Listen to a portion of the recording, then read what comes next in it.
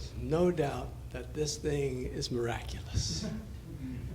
And no doubt you've got a cell phone somewhere close to you as well, in your pocket, in your purse. And it's wonderful. It connects to the internet. It can take pictures.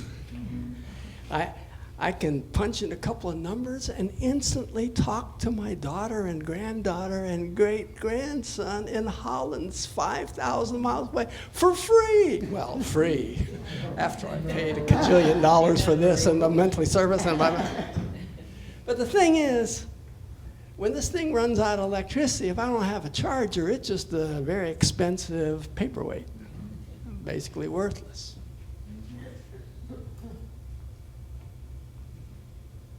Unlike these pecans. I'm going to ask you to take one. And Desiree? Yes, thank you. And pass it on. Thank you.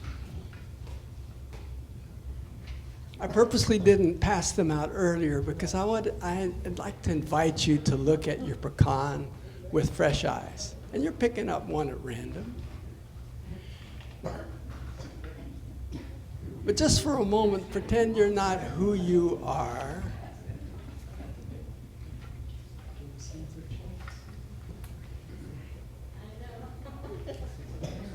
But that you're someone coming from Mars, seeing this from the first time. You've never seen this thing before. I say Mars, maybe you're from some other galaxy, like I am, I don't know. But look at this object as if you've never seen it before. And what do you see? You see a brown, hard surface. It's got a stripe or 2 or 10. Got some dots.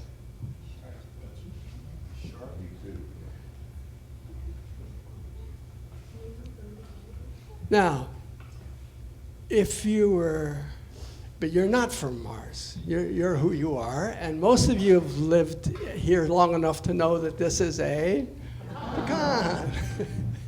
And they're out there in trees for free for the taking. These have been gathered from our yard or from our neighborhood. So because you've probably experienced this before, you can remember what happens when you crack it open and you taste it. Can you remember what it tastes like? Yeah? Remember what it looks like? And remember how much fun it is to take 2 of them in your hand and crack them together, crack them just right. And if you're lucky, you keep cracking and peel away, and you get 2 whole halves that didn't break. Yeah! Often it doesn't work out that way. It crumbles a bit, but it's still yay. It's free and it's tasty and it's protein and it's delicious. It's a pecan, yay. But now I invite you to take on another task. I'd like for you to look at this pecan a little more closely. And look past the shell and past your old history of what it tastes like. Past the pecan itself and see the tree inside of this pecan. This pecan came from one of very big trees in our neighborhood, 50 feet tall, down by the river. Oh, we got more pecans, don't worry. Pass it down to whoever dropped it. Because you want to have a pecan to look at, because you want to see that inside this pecan is a sprout, yes. But more than the sprout, there's a big tree. Now, if you can, I'm asking a lot of those of us who aren't gifted with inner vision. I'm not. But I know the feeling of the tree inside this and the nuts that tree will grow. Hundreds, thousands, maybe hundreds of thousands over the course of its 50 or 100 years that it can be alive. Pecan trees in San Antonio can live over 200 years and bear literally tons of nuts. They're all inside this one pecan in front of you, right here. And unlike Unlike a cell phone, it doesn't need electricity to be magnificent. It doesn't need to be hooked up to the internet. It doesn't need to know what's happening on Twitter or Facebook. It, of itself, this one nut contains a tree and thousands of nuts, which contain thousands and thousands of more trees and millions of more nuts on into infinity from this one little pecan you're holding in your hand. That's because through the miracle of nature, this nut can stand alone for a year, 2, sometimes 3 years, and still be vital. Still, as soon as it's exposed to water and soil for a prolonged period of time, it'll sprout. Because it's got a magnificent amount of life force in it, and it has an infinite intelligence, what the Greek called the entelechy of this nut, which knows it's bound to be a tree. I don't know how it knows that. And you don't know, and scientists haven't been able to figure out, and yet it's true. It has an innate pattern that says, I am destined to be a tree and to give fruit to thousands more nuts. My point is that I believe that you're a nut. And I'm a nut. And sometimes a cracked nut.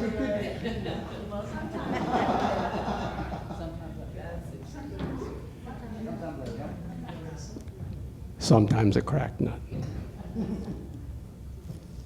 And in a very real sense, I have within me, as you have it within you, as you have within you. Whether you're young or old, whether you're short or tall, whether your skin's whatever color it is, there is inside of you an infinite intelligence that wants to grow into a vast source of food and nutritious life-giving force to others. Every one of us, that is our birthright. That's what we're born to do as humans. We're born to learn and grow and explore and expand. And if you were to take this nut right now and take another one and crack it and eat it, that'd be nice, but that would be the end of the tree. There would be no more tree possibility. It would be a tasty little nut, but once you've eaten that tree, that's gone.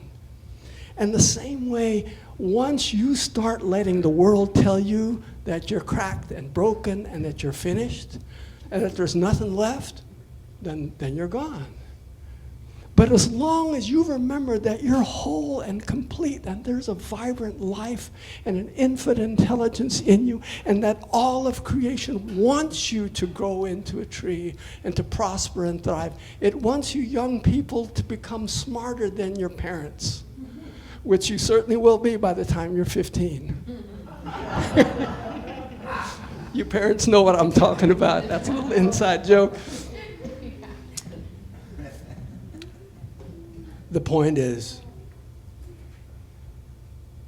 if you let the world tell you that you're no good, that you're finished, that your best years are behind you just because you're now older and have some physical infirmities, if you let the world tell you that you're no good because your sexual preference is different from other people's, or because your inner desire to be an artist doesn't line up with what your parents thought you should be when you grew up, or if you're thinking that for whatever reason you should be more than you are because you're comparing yourself to some other nut. And there's lots of them out there in the world.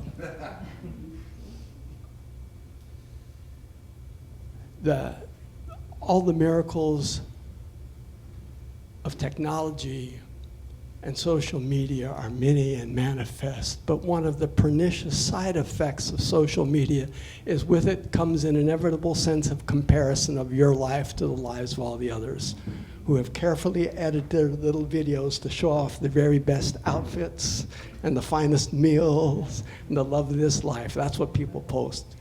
And it's easy to compare yourself and to be told that if only you were skinnier, or if only you were richer, or if only you were smarter, if only, then you would be worthwhile. But this little pecan you're holding in your hand is a symbol of the fact that you are worthwhile, whole, perfect, and complete, just the way you are. If, and only if, you're willing to remember that. Because it's so easy to forget. It's so easy to forget and to get sad and scared and depressed and thinking that you can't. I know I do on a regular basis. I have the very great fortune to live with Zet Bear, who reminds me on a regular basis that I'm a nut. Whole, perfect, and complete, just as I am. Which is also why we gather here on a regular basis, is to remind each other that I am light. Yes, I am anger, and I am war, and I am hatred, and I am fear, but I am light, and I am love, and I am whole, and I am perfect, and I'm complete, and I'm not here just for my own good, but like a pecan, I'm here to nourish others. It is implicit in us as people who are on the spiritual path to remember that we're not here just for ourselves. We're here to help. We're here to support. We're here to feed and nourish others.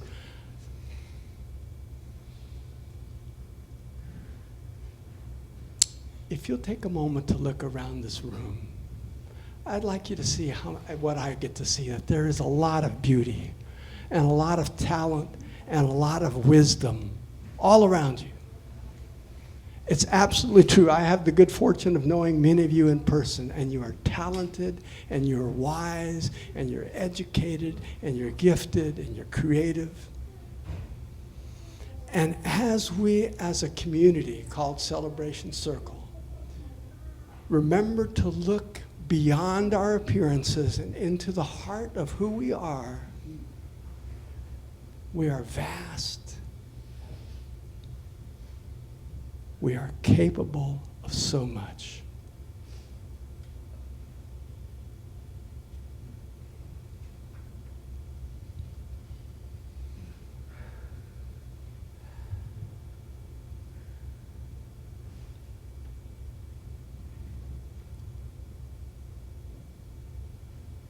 Enough words.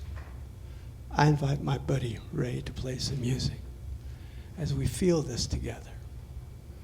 Forget what that guy's talking about and come into who you are.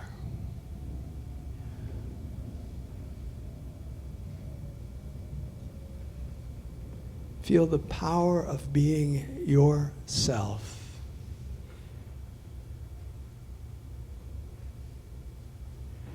Just as you are.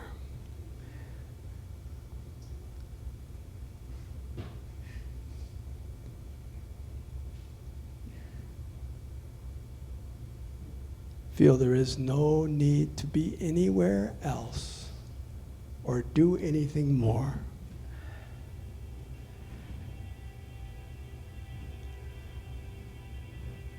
Than who you are in this moment, precious.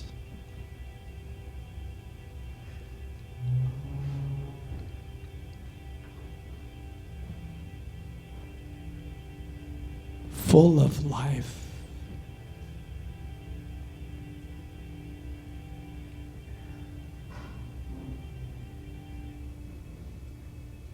If your mind drifts off to other thoughts or starts with that negative talk saying, oh no, he's not talking about me, he's talking about somebody else, just come back to this moment and this breath and this awareness of who you are and how you are.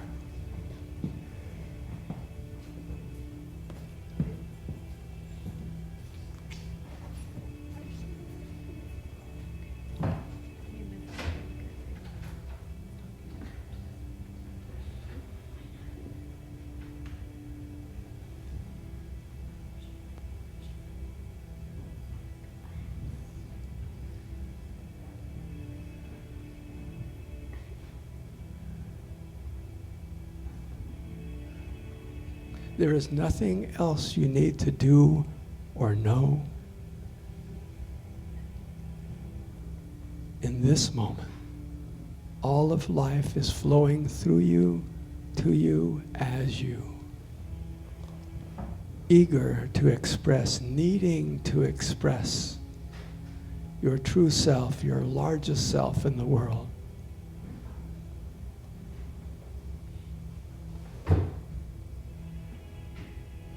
Just as you are, just where you are. Your life is important and touches countless other beings.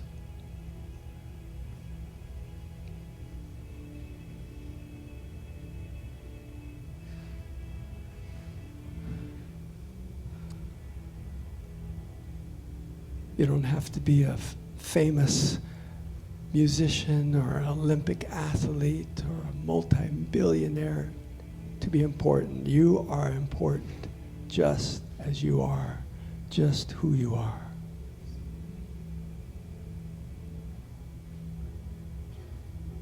Because you are wonderfully made by life.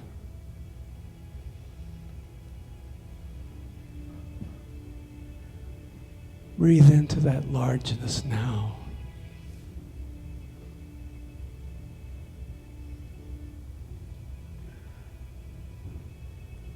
Breathe into the truth of who you are and who you are becoming.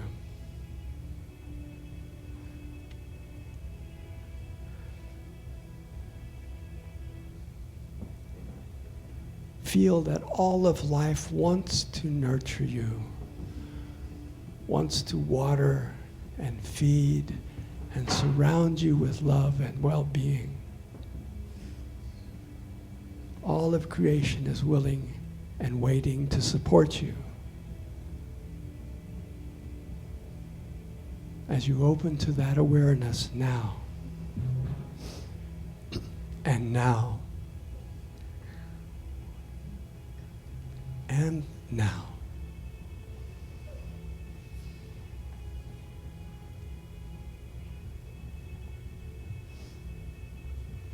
And finally, feel your willingness to see this of others, of your loved ones, of your neighbors, of unknown strangers. Be willing and able to see that all are perfect expressions of the divine being made manifest now. For we are one.